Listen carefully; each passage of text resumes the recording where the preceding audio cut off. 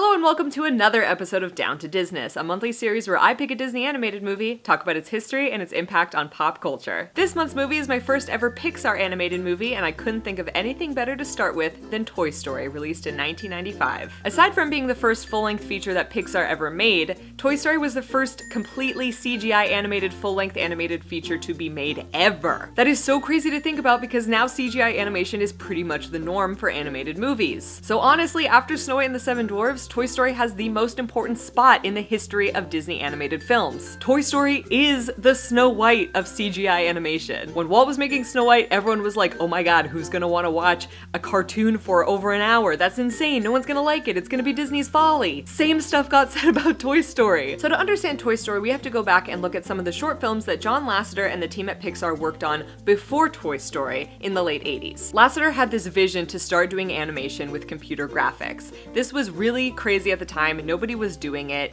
Think about Windows 95. Think about how crude the graphics were on Windows 95. This was before Windows 95. John Lasseter says that he was particularly inspired by the movie Tron. He had colleagues and friends working on Tron, and if you don't know, a lot of Tron includes CGI animated sequences with the light cycles and the grid and things like that. John Lasseter has gone so far as to say that if it weren't for Tron, there would be no Toy Story. Pixar actually did quite a few animation test short films, including The Adventures of Andre and Wally B, Luxo Jr., Red's Dream, and most notably, Tin Toy, which ended up being the inspiration for Toy Story. Tin Toy was a story about a toy escaping from the clutches of a teething baby. Tin Toy ended up winning Best Animated Short at the Oscars in 1988, and it inspired Disney to ask Pixar to do an elaborated 6-minute version of the story. Pixar didn't think that 6 minutes was enough, and so Disney was like, well, why don't you just do a full-length feature? In early drafts, the Tin Toy got lost and ended up meeting a ventriloquist dummy. Together, the two of them found their way to a preschool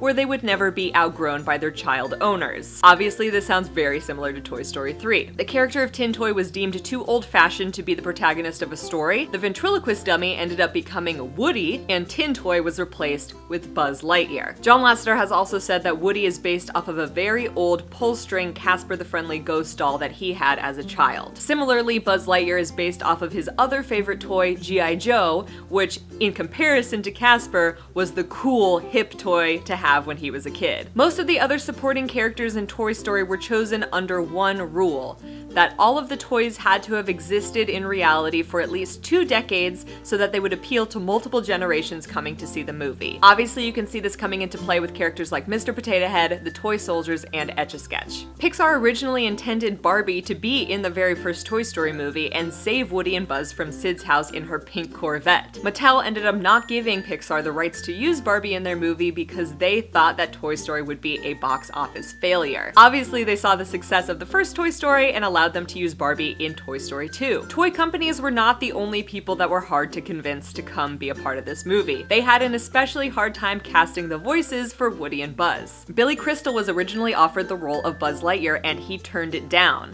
Later, he was quoted as saying that it was the biggest mistake of his career. When John Lasseter heard this, he called him up and offered him the role of Mike Wazowski in Monsters, Inc. Jim Carrey was another favorite for the role of Buzz Lightyear, but Pixar could not afford him. They ended up going with Tim Allen, and I personally cannot hear Buzz voiced by anybody else. Tom Hanks ended up voicing Woody, and they convinced him to take the role by animating some footage of Woody to dialogue that he did in his movie Turner and Hooch. You have to understand that actors had no idea what this kind of movie would look like. When Pixar came to an actor and said, hey, we want you to voice an animated character, but it's not hand-drawn animation, it's like computer animation, people like Tom Hanks were like, what are you even talking about? At the time of production, Jeffrey Katzenberg was chairman of the Walt Disney Company, and he had a desire to make Toy Story a little edgier so that it would appeal to both children and adults. As a result, in early drafts of the movie, Woody was the biggest jerk. Not even likable jerk. Pixar presented a draft of the film to Disney in 1993, and it went horribly. At that point, the Pixar employees stopped listening to Katzenberg and made the film that they wanted to make,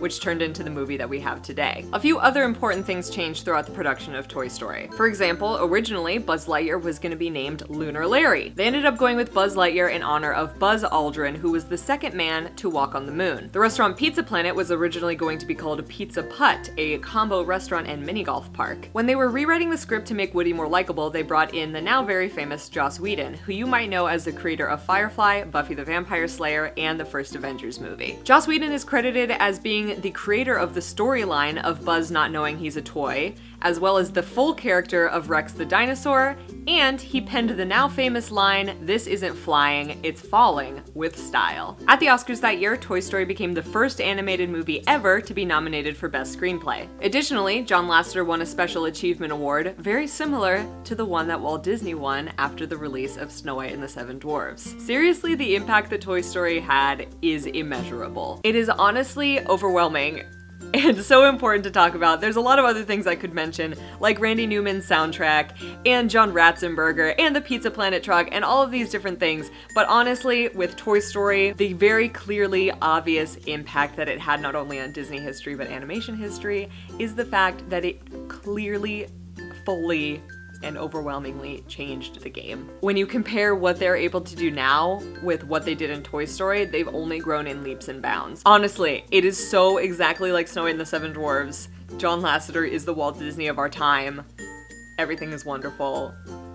I love Toy Story. Thank you for watching this episode of Down to Disness. Now that I've opened this can of worms to talk about Pixar movies, you can feel free to suggest those in the comments down below, but let me know what other movies you would like to see me do next month on Down to Disness. Let me know also what your favorite thing is about Toy Story, or if you feel so inclined, which of the three is your favorite Toy Story movie. Thanks again so much for watching, guys, and I'll see you next month for more Down to Disness. Bye!